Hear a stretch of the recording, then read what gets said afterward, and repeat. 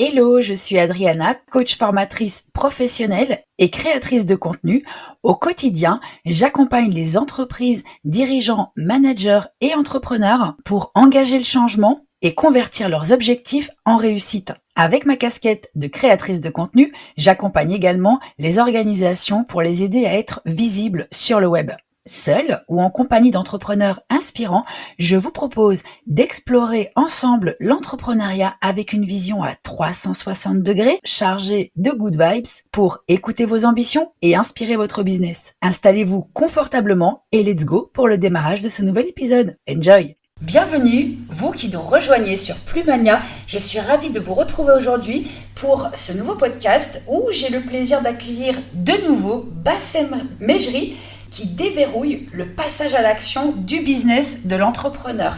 Bassem Mejri est venu tout récemment sur Plumania pour aborder les tabous financiers et partager les clés pour une relation à l'argent apaisée et décomplexée. Donc je vous invite à réécouter ce podcast.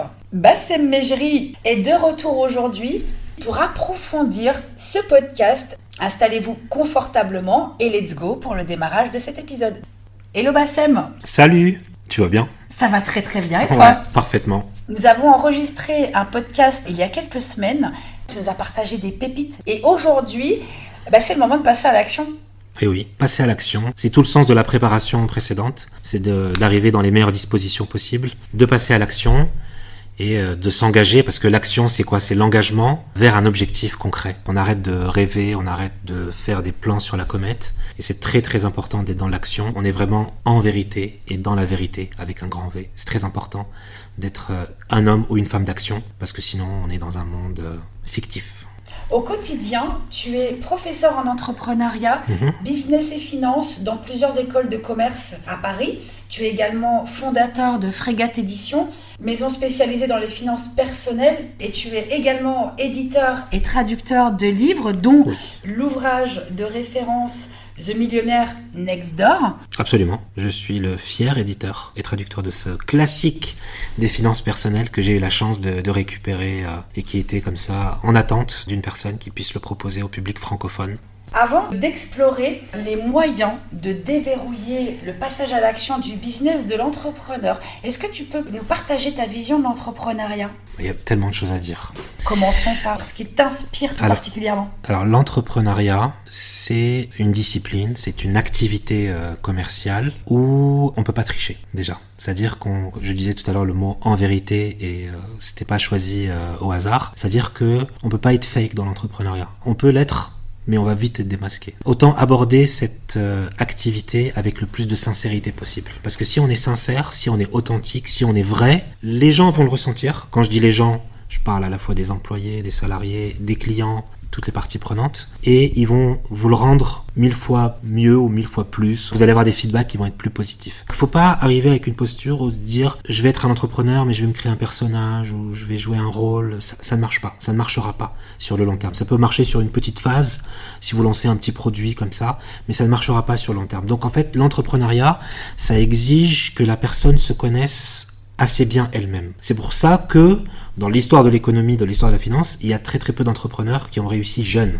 Enfin, j'en connais pas, qui ont 15 ans, 12 ans, 11 ans. Il faut déjà avoir cette connaissance de soi-même, avoir découvert sa vocation, savoir connaître ses envies, qu'est-ce qu'on veut devenir dans la vie. Et après, en réunissant tout ce background, on peut se lancer en ayant les bonnes ressources avec soi, les bonnes compétences. On peut lancer enfin son projet et rentrer de plein pied dans l'action en créant des associations avec les bonnes personnes. Ça vient souvent toucher la confiance en soi. Ce que j'observe dans mon réseau, c'est des personnes qui ont le projet de se lancer dans l'entrepreneuriat, mais qui ont parfois peur d'être elles-mêmes, par peur de déplaire à leur marché, peur de déplaire également aux potentiels partenaires ou investisseurs. Qu'est-ce que tu en dis ?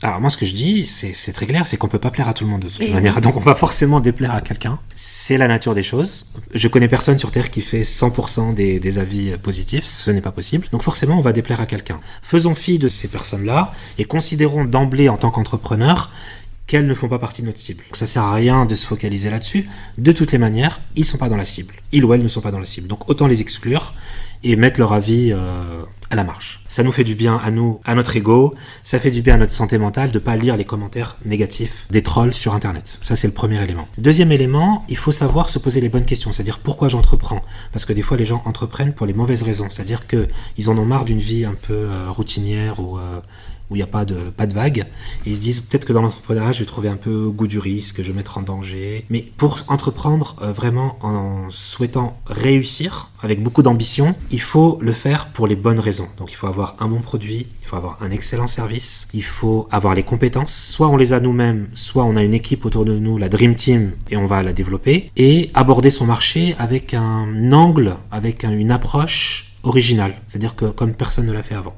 C'est ça la valeur ajoutée de l'entrepreneur, c'est d'arriver sur un marché avec un produit qui n'existait pas avant, avec une approche qui n'existait pas avant, avec un prix différencié, avec une promesse que l'on va tenir et on va satisfaire un maximum de personnes. C'est pour moi les ingrédients nécessaires pour entreprendre. Je rebondis sur ce que tu viens de partager par rapport aux produits par exemple qui n'existaient pas auparavant. Peut-être qu'il y a des auditeurs qui se demandent, mais on fait comment pour trouver ce produit qui n'existe pas encore ? On cherche à innover. On est dans une logique d'innovation. Je peux donner 3 exemples rapidement. Avec plaisir. 3 exemples, mais hyper rapidement, mais je pourrais développer si c'est nécessaire. Par exemple, quand Apple décide de se lancer dans les téléphones, ils ont exprès attendu que le marché mûrisse, on va dire, ils avaient déjà l'idée au début des années 2000, mais ils ont attendu que Nokia sorte leur téléphone, ensuite c'était les Ericsson qui étaient à la mode, et in fine, c'était les BlackBerry, je sais pas si tu te rappelles, avec les claviers avec plein de touches, A, B, C, D, tout ça. Ils ont attendu que le marché mûrisse, que le public s'habitue au smartphone, avec les clapets, tout ça. Enfin, je sais que tu as connu cette époque-là. Et eux, ils sont arrivés avec un modèle rien à voir avec les précédents. C'est-à-dire qu'on était avec le BlackBerry avec plein de touches. Eux, ils ont dit plus aucune touche. On était dans des modèles assez épais, assez massifs. Les gens de l'époque peuvent en témoigner. Et on arrivait avec un modèle relativement fin. Enfin, le premier n'était pas très fin, mais après, on va vers une miniaturisation des smartphones. Donc, ils sont arrivés avec un produit qu'on n'avait jamais vu avant. Un produit totalement tactile, totalement intuitif. La présentation de Steve Jobs est rentrée dans l'histoire depuis, la fameuse keynote où il présente l'iPhone, où il dit qu'il n'y aura pas de stylet, votre stylet c'est votre doigt, comme ça vous êtes sûr de ne pas le perdre, parce que les autres agendas électroniques de l'époque, ils avaient un stylet, tout ça. Donc voilà, ils avaient vraiment innové, donc il faut investir, il faut avoir les ressources financières pour pouvoir investir dans l'innovation et arriver sur le marché avec un produit qu'on n'a jamais vu avant et qui va révolutionner son marché. Quand vous arrivez avec un produit comme l'iPhone, je prends l'exemple, il sortait en 2007, donc ça fait déjà plus de 15 ans, oui. Le temps passe vite. Quand vous arrivez avec un produit qui n'a jamais été vu avant, qui est totalement innovant, totalement disruptif, totalement révolutionnaire, n'ayons pas peur des mots, vous êtes sûr que le marché va vous accueillir avec joie et avec bonheur. Pourquoi ? Parce que c'est pas au marché de vous donner de la valeur à vous, c'est vous, entrepreneur, qui créez de la valeur sur ce marché. Et on vient toucher la curiosité, justement. On vient attiser la curiosité et on brûle le désir des autres de se procurer ce fameux iPhone. Deuxième exemple, un exemple plus français. Au début des années 2000, l'entreprise Free crée la Freebox. Là, je pense à Xavier Niel. Il se dit, bientôt, les foyers français vont recevoir la DSL. Bon, aujourd'hui, on a dépassé cette technologie puisqu'on est sur la fibre optique. Et ils se disent, avec la DSL, qu'est-ce qu'on peut faire en fait ? On peut faire de la télé, techniquement avec le signal ADSL. On peut faire du téléphone, bien sûr, parce que la voix sur IP. On avait déjà Skype à l'époque, mais on n'avait pas le boîtier. Et on peut faire bien sûr de l'internet. Donc de l'internet, de la télé et du téléphone. Mais le problème, c'est qu'on avait le signal qui passait dans les fils, mais on n'avait pas le boîtier. Le signal sans le boîtier, ça n'a aucun sens. J'ai la ressource, mais cette ressource, elle n'est pas transformable. C'est comme si j'avais le soleil, mais j'ai pas de panneau solaire pour les capter, donc ça n'a aucune utilité. Eux, ils ont créé la Freebox. Ils sont partis aux États-Unis, ils se sont rendus compte qu'il n'y avait pas de Freebox aux États-Unis, donc ils sont revenus à Paris, ils sont revenus en France pour créer la Freebox ad hoc, c'est-à-dire from scratch, en partant d'une feuille blanche, de zéro. Après, il y a eu la version 1, version 2, version 3. Aujourd'hui, je crois qu'on a la version 12, 13, 14, je sais plus. Ils sont arrivés sur le marché, et ce qui est incroyable dans cette histoire, c'est qu'ils n'étaient pas nombreux chez Free. Moins de 10, ils étaient face à Thomson, donc des grandes boîtes. Orange, Bouygues, Siemens. Et ils ont réussi, avec une toute petite équipe, à révolutionner le marché. Et j'attire ton attention, l'iPhone aussi, c'était une toute petite équipe, c'était 5 ou 6, dont Steve Jobs, qui était un peu il chapeautait un peu le projet. Il était informaticien, je pense, à la base, en plus, chez Apple. Il était employé chez Apple, je pense. Oui, absolument.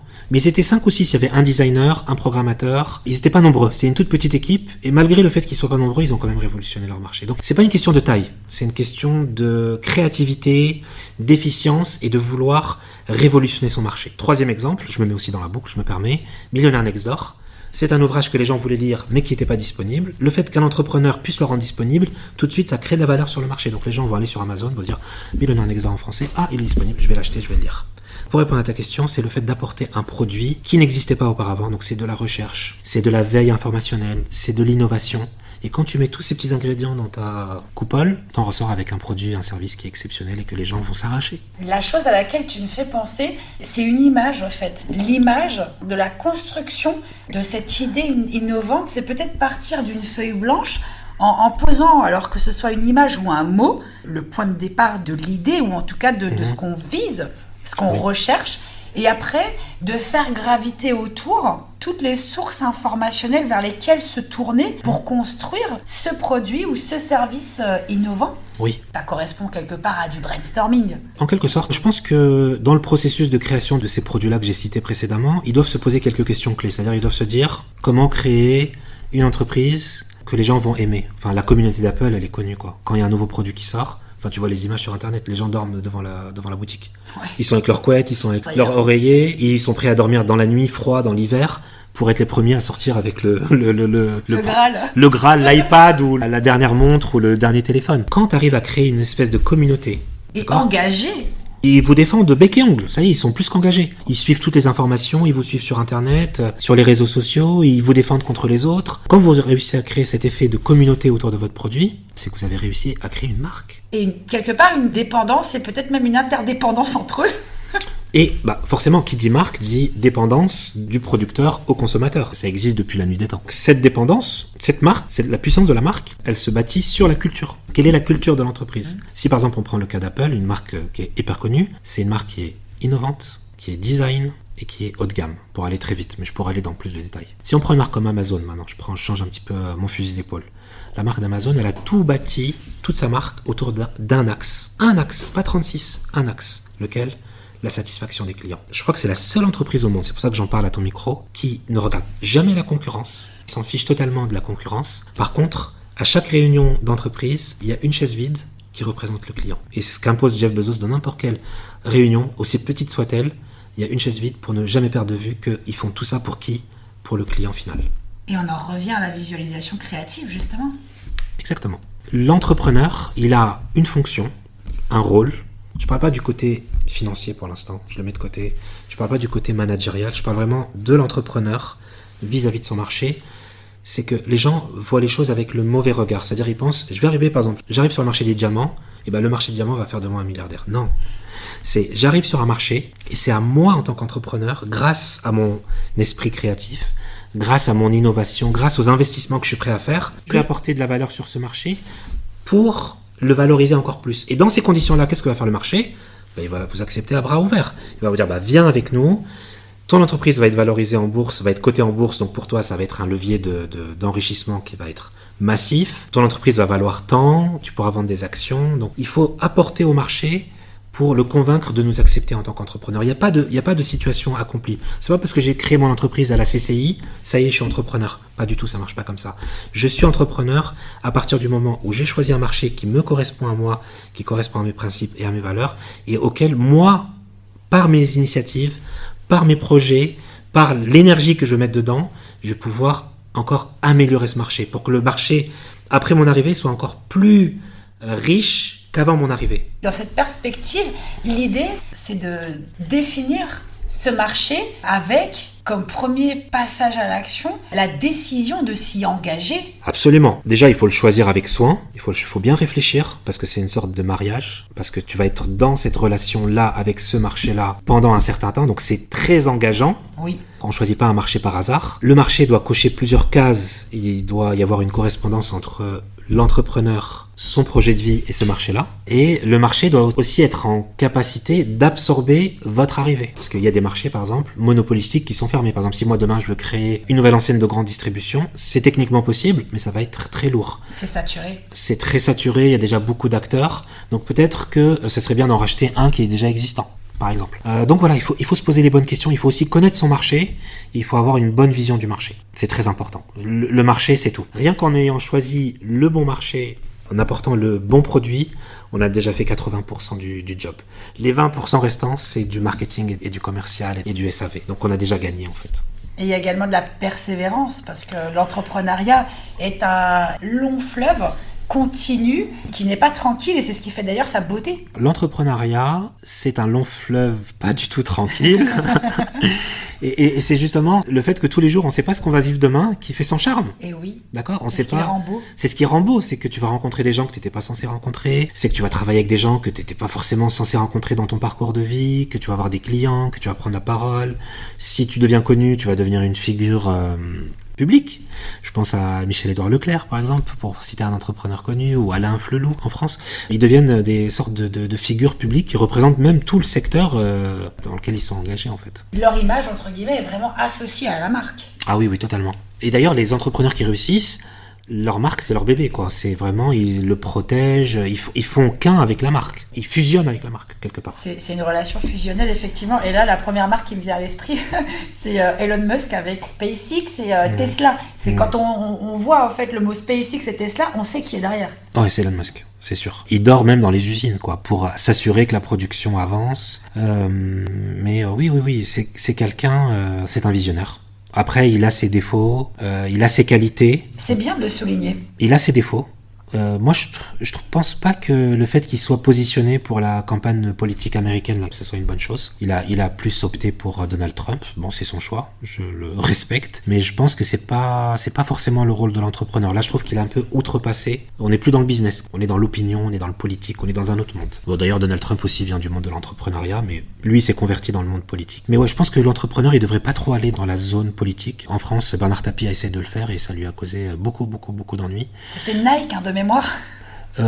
Adidas. Il avait Adidas, il avait acheté Adidas aux héritières du fondateur et bon après il voulait aller en politique avec François Mitterrand à l'époque et ça a causé beaucoup d'ennuis. Donc ouais, je recommande pas aux entrepreneurs d'aller en politique. C'est vraiment deux mondes qui doivent se parler, qui doivent travailler main dans la main mais qui doivent pas se mélanger. Parce que quand quelqu'un est à la fois entrepreneur et politique, il y a trop de pouvoir réunis entre les mêmes mains et c'est pas bon. Ça crée un déséquilibre démocratique. On n'est plus en démocratie. On est dans une sorte d'autocratie. Pour entreprendre dans de bonnes conditions, il faut avancer dans un écosystème dans lequel on se sent à l'aise et en accord aussi avec nos valeurs.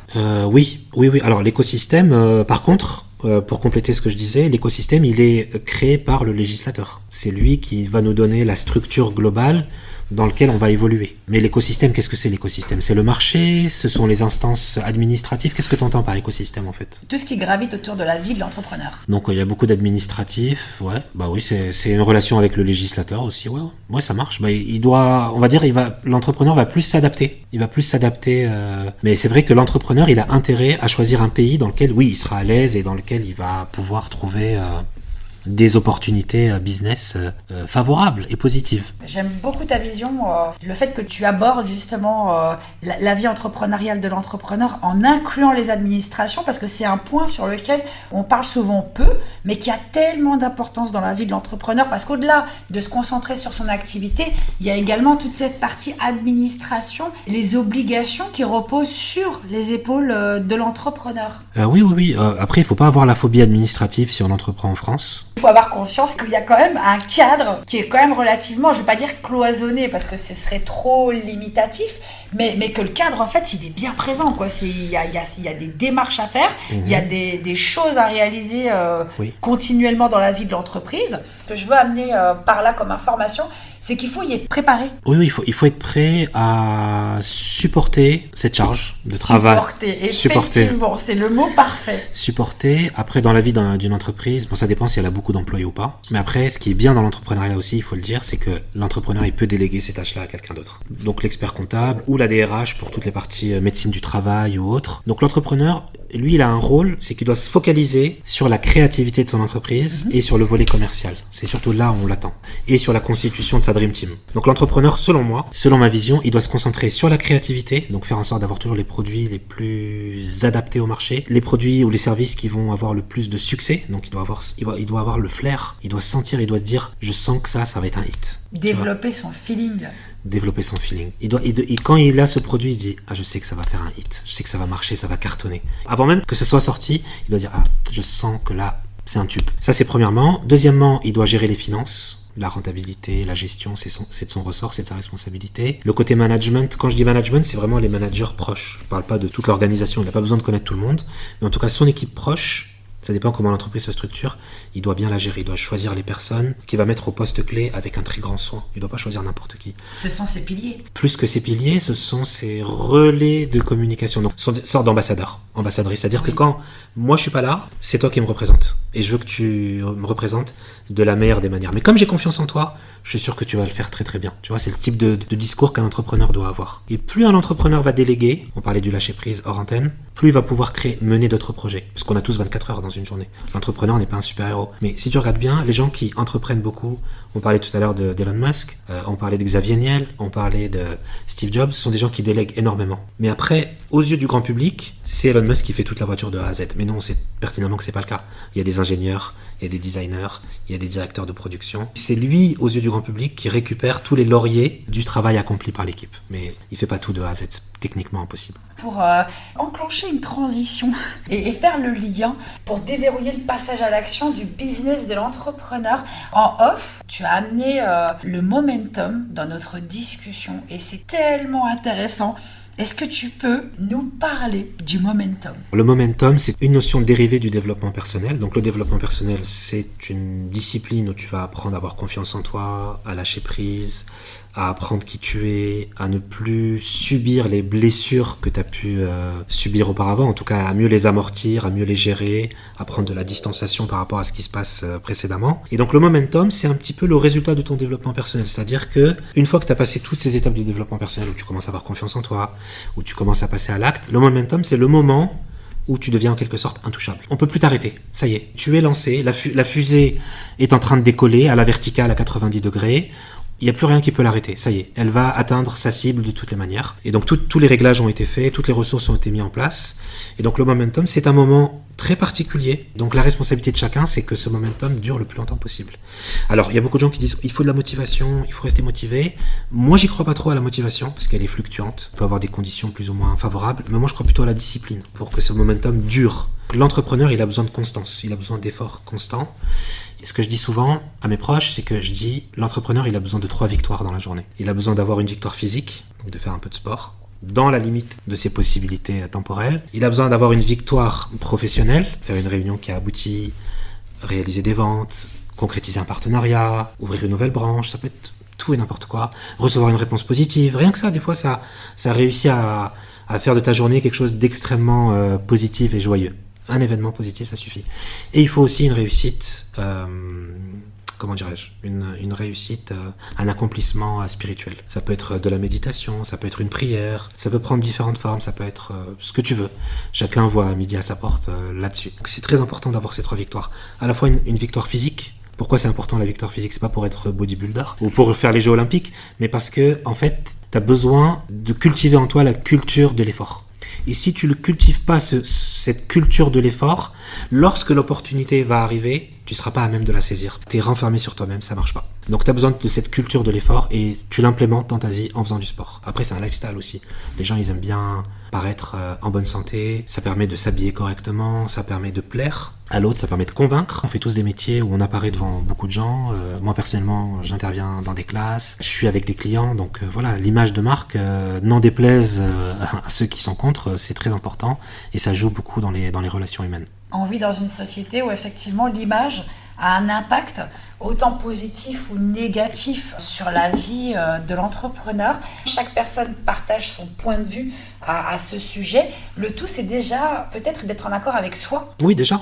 Et de donner une image de soi avec laquelle nous, on est en accord, qui nous représente. Après, c'est pas un concours de beauté. L'entrepreneuriat n'est pas un concours de beauté. C'est pas de ça dont il s'agit. Mais le fait d'avoir une image respectable et respectée, déjà, on impose des standards, donc on se fait respecter par ses interlocuteurs. On place son cadre. On place son cadre et il faut qu'il soit à un niveau d'excellence si on veut être vraiment successful. Selon toi, Bassem, faut-il viser l'excellence ou la perfection pour réussir quand on entreprend ? Je viens faire ce lien pour rebondir justement sur le mot excellence. Il faut 3 choses. Il faut de l'excellence, il faut de la perfection. Et quand tu allies l'excellence et la perfection, entre guillemets, tu atteins ce qu'on appelle la surperformance, c'est-à-dire le summum. Intéressant.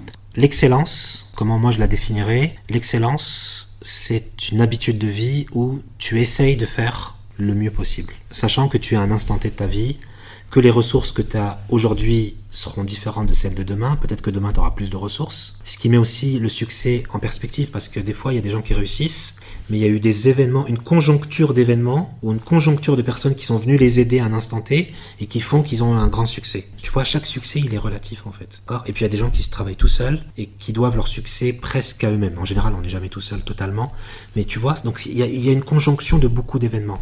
Donc c'est pourquoi, je dirais que l'excellence, en règle générale, c'est plus une approche où tu vas te dire que j'ai un produit, j'ai un service, je vais essayer de l'amener à son point culminant. Mais toujours en ayant conscience que tu vas l'amener à ton point culminant à l'instant T. C'est-à-dire avec tes dispositions mentales du moment, avec tes ressources du moment, et que si tu le ferais 2 ans plus tard, peut-être que tu le ferais beaucoup mieux, ou peut-être beaucoup moins bien.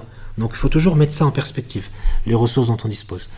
Concernant la perfection, c'est encore un autre sujet qu'il faut aborder, qui mériterait son propre podcast. C'est que moi je considère que la perfection elle est de ce monde. Il y a des gens qui disent la perfection n'est pas de ce monde, mais pour moi c'est un peu lâche. C'est un peu une manière de se défausser, c'est une manière de se dire restons un peu dans la médiocrité en fait, finalement on y est bien. Je refuse ce discours-là, de dire que la perfection n'est pas de ce monde.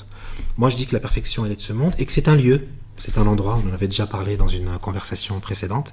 La perfection, c'est un lieu et il faut s'y rendre en pèlerinage. C'est-à-dire il faut y aller avec beaucoup d'humilité, en sachant que la perfection nous dépasse, bien évidemment, qu'on n'est que les exécutants de cette perfection, que les exécutantes. C'est comme si la perfection rentrait en nous, dans notre peau, sous notre peau, et que nous, finalement, nous étions que les outils de cette perfection, qui s'exprime à travers nous. Et donc, quand tu allies cette excellence, c'est-à-dire cette volonté féroce de donner le meilleur de toi-même à travers tes produits, à travers tes formations, à travers tes conseils, à travers ton quotidien, plus en ayant conscience que cette perfection, elle existe, quand tu mélanges les deux, tu mixes les deux, finalement, tu es beaucoup plus performant que les gens d'à côté. Parce qu'ils n'ont pas forcément cette approche, cette volonté, cette vision et cette exécution opérationnelle. Parce que faire ce chemin de la perfection, c'est aussi un chemin intérieur qui est très long. Il faut être très patient avant d'y arriver. Mais il faut beaucoup travailler. Et ça passe par la connaissance de soi, peut-être. C'est un prérequis. C'est un prérequis, la connaissance de soi, la culture de la réussite, la culture de l'échec. Accepter qu'on va échouer pour rebondir plus tard, ouais, c'est un très grand voyage. Peut-être le plus grand voyage de tous, finalement. Accepter l'échec, c'est un challenge quand même pour pas mal de personnes, alors que finalement, ça reste une expérience. Il faut apprendre à relativiser l'échec. Il faut accepter de tenter plusieurs fois avant de pouvoir y aboutir. C'est-à-dire qu'il faut accepter qu'on ne l'aura pas forcément du premier coup, que notre objectif ne sera pas forcément atteint du premier coup. Là, ce qui me vient, c'est l'image d'un enfant qui apprend à marcher. Il n'apprend pas à marcher du premier coup, il va tomber, il va se relever, oui. Peut-être 10, 15, 20 fois, certains 2, d'autres 25. Et c'est OK, ça fait partie justement de l'apprentissage. Sauf que l'enfant, il fait ça d'une manière naturelle. Il se pose pas la question, il fait pas un business plan en se disant ouais, je marcherai peut-être d'ici le 10 octobre. Il le fait, il le refait, et puis au bout d'un moment, il marche. Sauf que nous, entre l'échec et la retentative, la répétition, il y a le doute qui s'installe, on commence à ressasser les événements, on commence à accuser les autres de notre propre défaillance, et là c'est pas bon. On rentre dans un cercle vicieux. Il faut vite se remettre dans l'action, comme disent les cow-boys, si tu tombes du cheval, il faut remonter immédiatement parce que si tu restes trop longtemps par terre, déjà tu vas te faire écraser et tu remonteras peut-être jamais parce que tu auras la phobie de ça, donc il faut remonter immédiatement. Il faut pas se poser 10 000 questions. En fait, on se remet dans de bonnes conditions pour recommencer. Il faut recommencer. Et par exemple, outre-Atlantique ou en Angleterre, les investisseurs, quand on fait des levées de fonds, ils investissent jamais sur toi quand tu es un primo-entrepreneur. Parce qu'il n'y a pas eu assez de tentatives peut-être ? Il n'y a pas eu tentative. Donc ils te disent, plante ta boîte et reviens nous voir parce qu'au moins là tu sauras tout ce qu'il ne faut pas faire. Donc ils ont vraiment la culture de l'échec, mais c'est une culture qui est positive. Tandis qu'en France, on va dire, t'as planté ta boîte, tant pis, maintenant t'as plus le droit, trouve-toi un job. C'est une autre approche. Et d'ailleurs, il y a tellement d'inspiration à aller chercher. Il y a une ouverture qui est tellement colossale aux États-Unis au niveau de l'entrepreneuriat et en Angleterre. Les États-Unis, c'est Disneyland pour les entrepreneurs, quoi. Là-bas, c'est... Alors, je dis pas que le pays est parfait, je dis pas qu'il faut forcément s'installer là-bas, mais en guise d'énergie, en guise d'inspiration, en guise de tentative, on fait pas mieux. Moi, je pense à la Silicon Valley, notamment pour l'innovation. C'est le berceau, justement, de l'innovation. Ouais, c'est le berceau de l'innovation, effectivement. Et là-bas, il y a les plus grands groupes au monde, les fameux GAFAM, Google, Facebook, Amazon, Apple et Microsoft. Et donc, c'est des groupes qui sont vraiment mondiaux. Mais réussir là-bas en arrivant de France, c'est très difficile parce que ta place là-bas, elle n'est pas du tout garantie. Donc, il faut vraiment beaucoup se battre. C'est pas du tout évident. Mais pour s'inspirer, aller là-bas, c'est très bien. Et puis, il y a des Français qui réussissent quand même. Pour vraiment pouvoir enclencher le passage à l'action du business de l'entrepreneur, est-ce que tu aurais un tips ou un conseil à partager aux auditeurs pour se lancer, pour oser passer à l'action? Ça dépend du profil de la personne qui va se lancer. Par exemple, si quelqu'un il a déjà été salarié auparavant, si je devais discuter avec cette personne-là, je dirais t'as vu le salariat, peut-être c'est pas fait pour toi. La personne va peut-être acquiescer. L'entrepreneuriat, c'est pas forcément évident, c'est pas une balade de santé non plus, mais voilà ce que tu vas avoir dans l'entrepreneuriat. Tu vas gérer ton temps comme tu l'entends, tu vas devoir gérer tes clients. Tu n'auras plus de patrons, mais les patrons vont devenir tes clients. Les clients seront tes patrons. Et tu vas pouvoir mener ta barque, bâtir tes stratégies. Donc, c'est hyper intéressant. Il n'y a aucun salarié qui pourra avoir la marge de manœuvre d'un entrepreneur. Ça n'existera jamais. Donc, ça dépend de l'âge, des dispositions psychologiques, de l'expérience de la personne. Donc là, j'ai pris le cas d'un ancien salarié. Si c'est un très très jeune, je pense que j'ai pas besoin de le convaincre de se lancer dans l'entrepreneuriat. Il a bien compris que c'était le meilleur moment pour le faire parce qu'il vit encore chez ses parents, que la prise de risque elle est nulle, qu'il n'a pas encore son appartement, qu'il n'a pas encore une vie de famille, donc il va pas forcément mettre en péril sa vie de couple ou ses enfants. C'est vraiment le meilleur moment pour entreprendre. Moi, si je pouvais revenir dans le passé, à mes 18 ans, je me donnerais comme défi à moi-même de créer une boîte par an jusqu'à mes 18 ans, même si elle se crache. C'est pas grave, au moins j'aurais tenté 10 fois, 15 fois, 20 fois, 30 fois, 40 fois, et forcément dans l'eau il y en a bien une qui va cartonner, c'est obligatoire, c'est la loi des grands nombres. Un autre conseil, pour compléter mon propos, j'aimerais bien parler de l'association avec les actionnaires parce qu'on n'en parle pas assez. Quand on s'associe avec des personnes, c'est très bien, il faut le faire parce que des fois j'en rencontre des entrepreneurs qui me disent c'est fini, j'ai eu une mauvaise expérience, on m'a floué sur l'argent, parce qu'il faut le dire, ça existe, on m'a floué sur les promesses, le travail n'a pas été rendu dans les temps, donc la personne a vécu une mauvaise expérience avec d'autres associés ou d'autres actionnaires qui n'ont pas été au rendez-vous. Malheureusement, cela existe. Donc moi, ce que je recommanderais, quand on s'associe avec des personnes, il faut bien s'assurer que le pouvoir entre ces personnes soit bien équitable. Quand on s'associe avec une personne, je prends un exemple qui m'est arrivé. On s'associe avec une personne et bon, l'association se passe bien, le projet démarre, par exemple, mais cette personne-là devient tout d'un coup autoritaire. Vous allez lui dire, je vais lui dire, là le prix, je pense qu'il faudrait peut-être revoir le prix peut-être. Et cette personne va vous dire, non, pas du tout. Le prix, on n'y touche pas. Hein. Donc là, on a deux choix. Soit on rentre en conflit, donc ça peut être très fatigant mentalement, psychologiquement. Ça peut faire du mal à la structure, parce que vous allez être en tension. En désaccord. Et le prix, finalement, n'aura pas bougé. Donc, mine de rien, on est dans une sorte d'immobilisme. Il faut, dès le début de l'association, travailler à part égale, dans le sens où le pouvoir doit toujours être égalitaire dans les prises de décision. Il ne peut pas y avoir une personne qui veut dire non, le prix tu touches pas, l'organisation tu touches pas, c'est moi qui gère. Parce que qu'est-ce qui va se passer si quelqu'un agit comme ça avec vous? Au bout d'un moment, vous allez vous désengager. Dire, le prix tu touches pas? Ok. L'organisation peut pas la toucher? Ok. Le management on touche pas? Bon. En fait, c'est plus mon projet, en fait, c'est ton projet. Là, je parle d'un cas vécu. Ok. Tu sais quoi? Moi, je suis plus dans le projet. Vas-y. C'est ton projet maintenant. Dorénavant, c'est ton projet puisque tu veux pas toucher à ça, alors que il y a des améliorations potentielles, on pourrait perfectionner tel ou tel point. Tu bloques les finances, tu bloques le prix, tu bloques l'organisation, tu bloques le management. Vas-y, mène ta barque et puis je veux voir où est-ce que tout cela va nous mener, ou va te mener en l'occurrence. Parce que moi, je suis plus impliqué, mon avis n'est pas pris en compte, donc je me sens pas respecté. Et donc là, c'est exactement ce qu'il faut éviter. Il faut pas rentrer dans ce type de configuration, dans ce type de prise de décision qui est trop unilatérale. Il faut toujours que ça soit de manière collégiale, dans l'idéal, et de manière démocratique. Donc si vous êtes deux, il faut que les décisions soient prises à deux et que vous arrivez à vous mettre d'accord sur un consensus, sinon ça marche plus. Attention avec qui vous vous associez et faites toujours en sorte que les parts soient égales et que les prises de décision le soient aussi, sinon ça crée la fin de l'association en fait, tout simplement. Et c'est un point qui est important parce qu'on n'en parle jamais, on parle que des associations heureuses, on voit que les succès, mais derrière beaucoup d'échecs d'entreprise que tu évoquais dans l'épisode précédent, les fermetures, etc., il y a aussi beaucoup de mésententes et d'incompréhension entre les actionnaires et les associés, entre eux déjà. Un autre conseil que j'aimerais partager avec les auditeurs, auditrices, pour toujours rester en connexion avec cette intuition, c'est très important, c'est de toujours se mettre à la place du consommateur. Ça me paraît tellement important. Et donc moi, personnellement, dans le cadre de mon activité éditoriale, je suis le premier client de mes produits. Je suis le premier lecteur de mes livres. C'est-à-dire que Quand je choisis un livre, je fais une veille informationnelle. Je vais beaucoup sur les réseaux sociaux, je regarde le top 10 des livres américains, la liste des best-sellers de New York Times, du Wall Street Journal. J'essaie de me connecter un peu à cette culture-là, de voir ce qui fonctionne, pourquoi, comment. Je me mets jamais dans la posture, au moment du choix du livre, le choix du produit, le choix du service, je me mets jamais dans la posture de l'entrepreneur. C'est-à-dire que c'est pas l'homme de finance qui décide. C'est pas l'homme manager qui décide. Absolument pas. C'est la personne, c'est le consommateur à l'instant T. Donc je me mets vraiment et je me dis la question simple que j'invite à chaque personne qui va nous écouter à se poser, c'est est-ce que moi j'achèterais ça ? Est-ce que moi je lirais ça ? Est-ce que moi je consommerais ça ? Et rien qu'en répondant à cette question, ou bien par exemple là je suis en train d'écrire un livre, est-ce que moi je lirais ça ? Et donc j'écris toujours les livres que j'aimerais lire, je propose toujours les livres que j'aimerais acheter.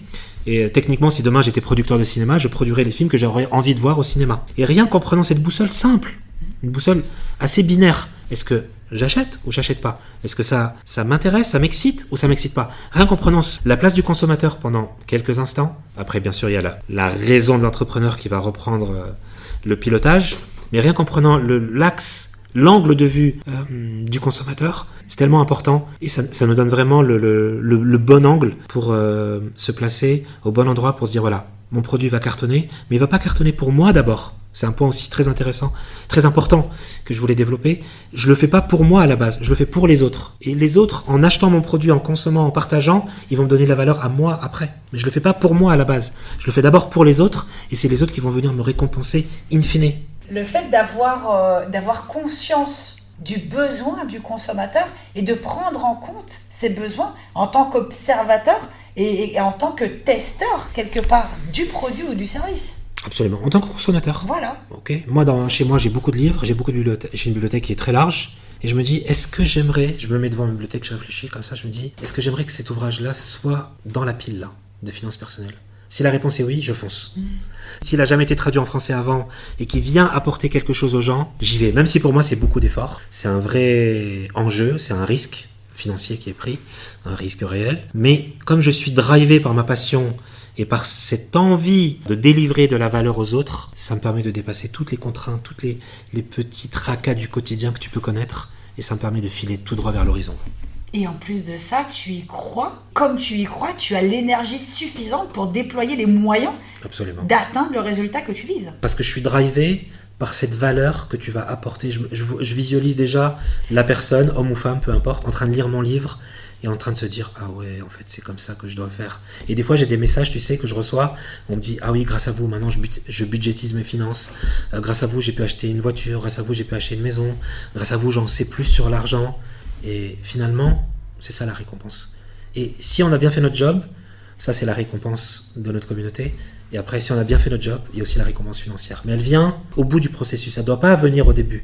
C'est pour ça que quand je parle avec beaucoup de jeunes gens, ils me disent l'argent c'est le moteur. Je leur dis non, l'argent ça ne doit pas être ton moteur. L'argent c'est le carburant, et cet argent qui est un carburant, il doit t'amener vers autre part, vers un autre objectif, vers la perfection, vers l'Everest qu'on avait évoqué avant. Tes mots sont de jolis cadeaux. Merci beaucoup pour ce précieux tips.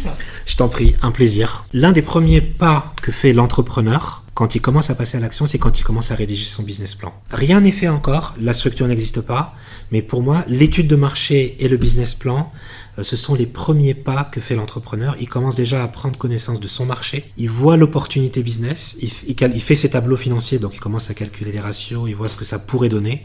Je précise que les tableaux financiers ne sont que du prévisionnel. En général, c'est jamais exactement ce qu'on a prédit. Je précise aussi à nos auditeurs, auditrices, que en général, la première année, on perd de l'argent dans beaucoup d'activités. La deuxième année, si on s'en sort bien, on est à l'équilibre. Et la troisième, on commence à gagner des petits revenus qui nous encouragent à continuer pour la suite. Donc, rassurez-vous, si au début vous perdez, c'est tout à fait normal. Vous êtes en train de faire votre place sur le marché, donc pas d'inquiétude. Mais par contre, ces pertes-là ne doivent pas être trop prolongées dans le temps. Soyez vigilants là-dessus. Donc voilà, la première étape avec laquelle on se familiarise, c'est le business plan. Ensuite, ce business plan, on le présente à des business angels, des fonds d'investissement. Donc il faudrait que l'entrepreneur cultive l'art du pitch. L'art de la prise de parole en public, c'est très important. Donc plus la personne va être à l'aise dans ses prises de parole, il faut que ses mots soient choisis, qu'il trouve des modes d'expression qui soient convaincantes, qui aient une certaine force de persuasion. Ça, c'est quelque chose qui restera à vie en fait. Ça, c'est quelque chose qu'on pourrait enseigner à l'école. Des prises de parole, 1 heure par semaine, ça serait bien, des prises de parole en public pour justement améliorer l'éloquence et cette force d'argumentation-là. C'est ce que certains entrepreneurs manquent. Donc voilà, je voulais revenir sur les premiers pas de l'entrepreneur. Le business plan, c'est un moment particulier, l'étude de marché aussi, et puis après la rencontre avec les premiers investisseurs aussi. Ce sont les premiers pas. En général, ils sont pas filmés, ils sont inconnus. Ça se passe un peu dans les backstage de l'entreprise, mais c'est là où le projet prend son élan, prend son essor, et bien sûr le soutien des proches, les amis, la famille. C'est très important. Et puis si on n'a pas de soutien, on s'inspire des grands qui ont déjà réussi. Et il faut se dire qu'ils sont déjà passés par toutes ces étapes et qu'eux ont vu la lumière au bout du tunnel. Donc il n'y a pas de raison que ça ne soit pas le cas pour nous aussi. Et comme tu l'évoquais dans le podcast précédent, l'accompagnement, c'est être entouré pour mieux avancer et surtout pour avancer de façon constructive et positive aussi au fil du temps. C'est très important, être bien accompagné. Le meilleur ami de l'entrepreneur, c'est ce que je dis souvent dans mes cours, c'est l'expert comptable. C'est-à-dire que si on a un expert comptable qui va nous conseiller fiscalement, qui va nous conseiller sur l'administratif parce qu'il a plus d'expérience que nous, il faudrait le choisir avec beaucoup d'expérience, sur le bilan, sur le tribunal de commerce, sur le greffe, etc. C'est très très bien, c'est vraiment un support très appréciable et le fait que cette personne gère le bilan de l'entreprise, ça nous retire une grande épine du pied. D'ailleurs, si vous avez un expert comptable qui vous conseille, qui vous accompagne en ce sens, gardez-le précieusement. Ah oui, c'est une pépite. Et si justement l'expert comptable n'assure pas ce rôle, il faut savoir aussi à un moment donné, et ça c'est une expérience personnelle que je viens de vivre, c'est qu'il faut savoir à un moment donné se dire, ok, si cet expert comptable ne m'apporte pas ce dont j'ai besoin, je vais changer. Tester autre chose. Il faut changer, il faut changer. Exactement.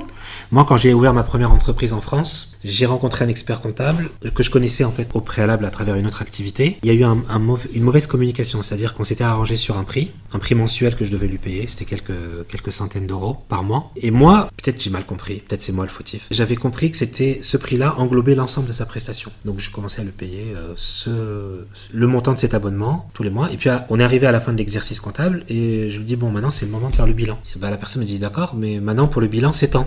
Et moi là je me dis mais non c'est pas possible. Dans le forfait que je lui payais, il y avait pas de fiche de paie parce que j'étais seul entrepreneur. Il y avait juste la tenue d'une comptabilité, mais c'était quelque chose de standard que j'aurais pu faire moi-même sur mon ordinateur. Et j'ai dû payer plusieurs milliers d'euros pour faire mon premier bilan. Sauf que il a fait le premier bilan, après j'ai dit non, bon stop, on arrête, on fait pas comme ça. Donc j'ai changé de cabinet comptable. Mais donc voilà, faites attention. Ne tombez pas dans le même piège que moi. Discutez bien des conditions financières avec lesquelles vous engagez et choisissez un expert comptable sérieux. Et c'est valable sur tous les plans et avec tous les interlocuteurs, que ce soit des clients, que ce soit des partenaires, que ce soit des fournisseurs. Placer le cadre de la collaboration, quelle qu'elle soit, il est primordial pour pouvoir avancer en étant également plus en sécurité. Oui, et puis globalement, j'ai été très déçu de ces prestations. Quand je lui posais des questions, par exemple administratives, il me renvoyait un mail avec le lien de impôts.gouv.fr. Il me disait, tu peux lire ça. Il vérifiait même pas si j'avais compris, si j'avais appliqué. Ça, tu aurais pu le faire toi-même en fait. En vrai. C'est ce que j'ai fait après. Ouais. J'ai changé de cabinet, j'ai repris un autre cabinet et dont je suis très content maintenant.